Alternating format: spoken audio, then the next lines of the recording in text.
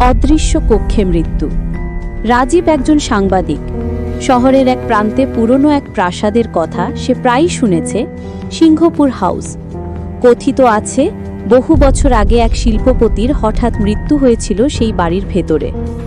অদ্ভুত ব্যাপার হলো, মৃত্যুর সময় তিনি যে কক্ষে ছিলেন সেটি ভেতর থেকে তালাবদ্ধ ছিল, জানালাগুলো লোহার গ্রিলে আটকানো।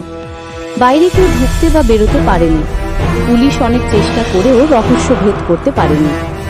বছরের পর বছর বাড়িটা ফাঁকা পড়েছিল, কিন্তু একদিন খবর এলো রাতের বেলায় ওই কক্ষ থেকে আলো জ্বলে ওঠে, যেন কেউ ভেতরে হাঁটছে। রাজীব সিদ্ধান্ত নিল সে নিজেই গিয়ে সত্যটা জানবে। অন্ধকার রাতে হাতে টর্চ নিয়ে ঢুকল প্রাসাদে। হঠাৎ শুনতে পেল করিডোরে কারোর পায়ের শব্দ, কিন্তু পুরো প্রাসাদ তল্লাশি করেও কাউকে পেল না। অবশেষে সেই রহস্যময় কক্ষের সামনে এসে দাঁড়ালো সে। দরজা বাইরে থেকে ভাগসা ধুলোয় ভরা, তবু ভেতর থেকে যেন আস্তে আস্তে কপাট ঠকঠক করছে। সাহস করে দরজা ঠেলে খুলতেই রাজীব স্তব্ধ হয়ে গেল। ভেতরে কেউ নেই, কিন্তু দেওয়ালের এক কোণে মেঝের ওপর একটি দাগ যেন বারবার টেনে খোলা হয়েছে। রাজীব মেঝেতে চাপ দিতেই কাঠের অংশ খুলে গেল। নিচে অন্ধকার গহ্বর। সেখানে নেমে সে আবিষ্কার করল বাড়ির নিচে লুকানো সুড়ঙ্গ, যা প্রাসাদের বাইরে নদীর ধারে গিয়ে মিশেছে। শিল্পপতির মৃত্যু আসলে আত্মহত্যা নয়, বরং সুড়ঙ্গ দিয়ে পালাতে গিয়ে পরিকল্পিত খুন হয়েছিল। ঠিক সেই মুহূর্তে রাজীবের পেছনে কারোর শীতল কণ্ঠ ভেসে উঠল, অতীত খুঁড়ে দেখার দরকার ছিল না তোমার। রাজীব ছোটখাটো সাংবাদিক হলেও ভয়হীন স্বভাবের জন্য সহকর্মীদের মধ্যে আলাদা পরিচিতি ছিল। সাধারণ অপরাধ থেকে শুরু করে পুরনো কেস সবকিছুতেই নাক গলাতো সে। তাই যখন সিংহপুর হাউসের রহস্য আবার নতুন করে আলোচনায় এলো, রাজীবের কৌতূহল দমাতে পারল না। সিংহপুর হাউস শহরের প্রান্তে অর্ধ শতাব্দী ধরে পরিত্যক্ত এক প্রাসাদ। সেখানে একসময় থাকতেন শিল্পপতি হরিশঙ্কর দত্ত। তার মৃত্যু হয় এক অদ্ভুত উপায়ে, ভেতর থেকে তালাবদ্ধ ঘরে। অথচ সেই কক্ষে ঢোকার কোনো পথ ছিল না। পুলিশ রিপোর্ট বলেছিল আত্মহত্যা, কিন্তু মানুষ বলতো এটা অসম্ভব খুন। রাজীব সেই রাতেই রওনা দিল। অন্ধকারে প্রাসাদ যেন অচেনা দানবের মতো দাঁড়িয়ে আছে। জানালার কাঁচ ভাঙা, দেওয়ালে শ্যাওলার আস্তরণ। টর্চের আলো ফেলে সে এগোতেই করিডোরে যেন বাতাসে ভেসে এলো ফিসফিস শব্দ। চলে যা। রাজীব থমকে দাঁড়ালো। কে বলল? আলো ঘুরিয়ে দেখল খালি। কিছুক্ষণ পর সে পৌঁছালো সেই মৃত্যু কক্ষের সামনে। দরজায় ধুলো জমে আছে, তবু ভেতর থেকে যেন অদ্ভুত কাঁপুনির শব্দ। সাহস জুগিয়ে সে দরজা ঠেলে খুলল। ঘর খালি, তবে এক কোণে মেঝেতে অস্বাভাবিক দাগ। রাজীব মেঝে খুঁটিয়ে দেখল। হঠাৎ একটা কাঠের টুকরো নড়ল। চাপ দিতেই নিচে ফাঁপা শব্দ। সেখানে লুকানো ছিল গোপন ফাঁদদার। রাজীব সেটা খুলতেই সিঁড়ি দেখা গেল, যা নেমে গেছে অন্ধকারে। টর্চ জ্বালিয়ে নামতে নামতে রাজীব টের পেল স্যাঁতসেঁতে গন্ধ। সিঁড়ির নিচে পৌঁছে সে দেখল পাথরের সুড়ঙ্গ, দীর্ঘ করিডোর, দেওয়ালে পুরনো মশালের দাগ। হাঁটতে হাঁটতে শুনল পিছন থেকে যেন টুকটুক শব্দ আসছে, কারো পদশব্দ। সে দ্রুত আলো ঘোরালো, কেউ নেই। সুড়ঙ্গ শেষে গিয়ে মিশল নদীর ধারে।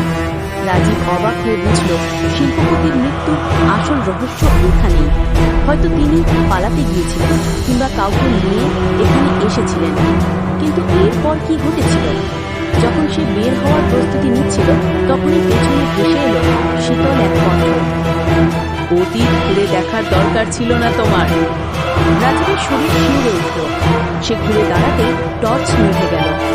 অন্ধকারে সে অনুভব করল দিনটা খুব কাছেই দাঁড়িয়ে আছে।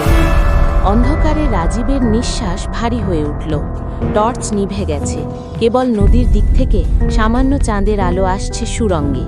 হঠাৎ কপালে ঠান্ডা ধাতব কিছু ছুঁয়ে গেল, অস্ত্র। তুমি এখানে কেন? শীতল কণ্ঠস্বর। রাজীব সাহস করে জবাব দিল, আমি সাংবাদিক, সত্য খুঁজছি। কয়েক মুহূর্ত নীরবতা। তারপর অস্ত্র সরিয়ে নিল অপরিচিত ব্যক্তি। আলো জ্বলে উঠতেই রাজীব দেখল এক বৃদ্ধ লোক দাঁড়িয়ে আছে, চোখ গর্তের মতো গভীর, হাতে পুরনো লণ্ঠন। এই পথ ভুলে গেছো সবাই, তুমি শুধু এসেছো আবার। আপনি কে? রাজীব জিজ্ঞেস করল। বৃদ্ধ সোজা উত্তর দিল না, বরং বলল, হরিশঙ্কর বাবুর মৃত্যুটা ছিল না আত্মহত্যা, কিন্তু খুনিও ধরা পড়েনি, কারণ খুনি ছিল খুব কাছের মানুষ। রাজীব স্তব্ধ হয়ে গেল। বৃদ্ধ রাজীবকে নিয়ে গেল সুড়ঙ্গের ভেতর, আরো ভেতরে। সেখানে একটি কাঠের বাক্স রাখা ছিল। বাক্স খুলে সে পুরনো কাগজের ফাইল দিল। ফাইলের পাতায় দেখা গেল হরিশঙ্কর দত্তের ব্যবসার হিসাব আর পাশে লেখা কিছু নাম। রাজীব লক্ষ্য করল সেই নামগুলোর মধ্যে রয়েছে প্রভাবশালী কিছু রাজনীতিক ও ব্যবসায়ী। ফিসফিস করে বলল বৃদ্ধ, ওরা সবাই ষড়যন্ত্র করেছিল। হরিশঙ্কর বাবু সব ফাঁস করে দেবেন ভেবেছিলেন, তাই ওরা খুন করে পালানোর ব্যবস্থা করলো এই সুড়ঙ্গ দিয়ে। রাজীব জিজ্ঞেস করল, আপনি কি সব দেখেছিলেন? বৃদ্ধ কেবল হেসে বলল, দেখেছিলাম, কিন্তু বলতে পারিনি। তখন যদি বলতাম আমাকেও মেরে ফেলত। ঠিক সেই সময় সুড়ঙ্গের ভেতর জোরে পাথর পড়ার শব্দ হলো। দুজনেই চমকে উঠল।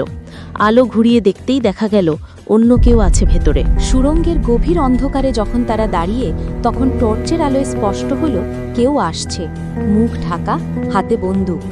রাজীব হঠাৎ বুঝে গেল এই লোকটাই হয়তো আজও নথি পাহারা দিচ্ছে, যাতে সত্য প্রকাশ না হয়। ফাইলটা দাও, নয়তো এখানেই শেষ করে দেব। কণ্ঠ ছিল কড়া, কিন্তু কাঁপা।